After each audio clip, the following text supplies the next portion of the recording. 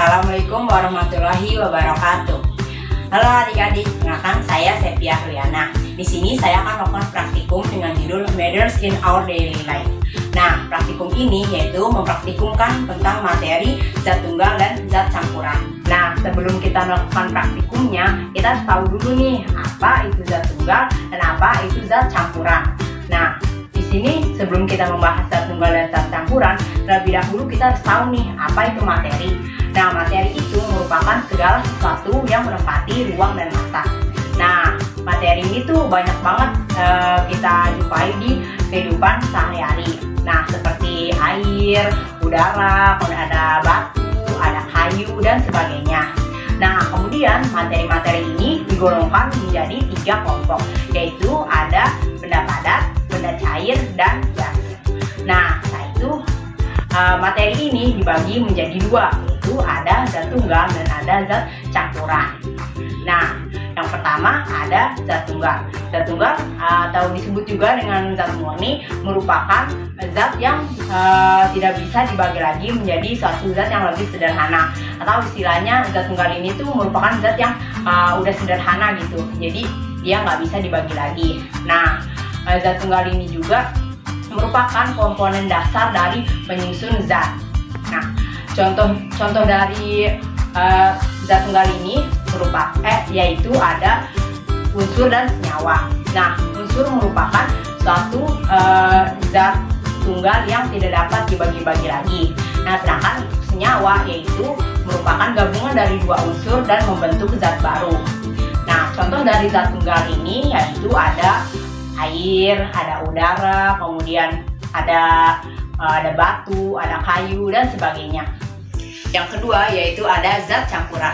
Zat campuran merupakan perpaduan antara 2 zat tunggal atau lebih membentuk suatu zat yang baru. Nah, zat campuran ini dibagi atas 2 jenis, yaitu ada campuran homogen dan ada campuran heterogen. Nah, campuran homogen merupakan campuran yang dimana perpaduan antara 2 zat tunggal ini dia dapat mencampur atau dapat menyatu dengan sempurna. Sedangkan untuk campuran heterogen merupakan campuran antara 2 zat tunggal yang pencampurannya itu atau dia penyatuannya itu tidak sempurna. Selanjutnya kita akan melakukan praktikum mengenai zat tunggal dan zat campuran ini. Adapun alat dan bahan yang diperlukan adalah alatnya ada botol tumbler atau botol minum. Nah, kalau misalnya nggak punya botol minumnya, bisa pakai menggunakan botol aqua bekas. Kemudian ada gelas plastik sebanyak 6 buah dan ada sendok plastik sebanyak 6 buah. Dan untuk bahannya ada terigu, minyak, gula pasir, kacang hijau, garam, dan susu kental manis. Untuk langkah kerjanya yaitu yang pertama, menyiapkan alat dan bahan. Nah, di sini kita susun dulu gelasnya.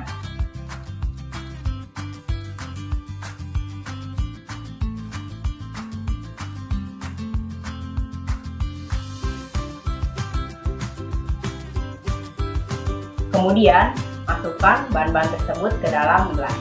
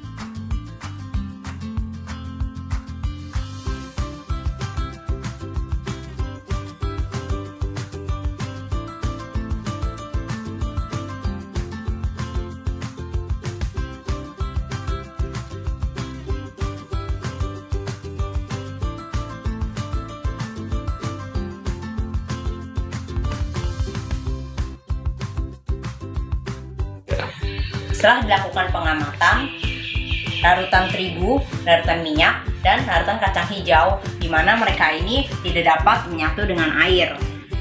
Bisa dilihat bahwa tidak terlarut ya tiga campuran ini. Nah, ketiga campuran ini disebut juga dengan campuran heterogen. Nah, mengapa dikatakan demikian? Karena seperti yang sudah dijelaskan tadi, bahwa campuran heterogen merupakan campuran di mana zat-zat yang dicampurkan yaitu tidak terlarut dengan sempurna. Pada larutan garam, larutan gula, dan susu, nah, ketiga larutan ini mereka dapat menyatu atau bercampur dengan sempurna dengan air. Atau bisa dilihat juga bahwa gula, garam, dan susu kental manis terlarut di dalam air. Nah, ini menunjukkan bahwa ketiga campuran ini merupakan campuran homogen, di mana campuran homogen merupakan campuran yang dimana ketika air dengan zat larutnya ini menyatu atau tercampur dengan sempurna. Dari praktikum ini dapat kita simpulkan bahwa air, gula, garam, minyak, susu kental manis, kacang hijau, dan tepung merupakan zat tunggal. Nah, sedangkan ketika zat-zat tersebut dicampurkan dengan air, nah zat itu merupakan zat campuran. Larutan garam, larutan gula, dan susu merupakan campuran homogen. Sedangkan pada larutan tepung, larutan minyak, dan larutan kacang hijau merupakan campuran heterogen. Demikian praktikum yang dapat saya lakukan. Terima kasih, semoga dapat dimengerti. Wassalamualaikum warahmatullahi wabarakatuh.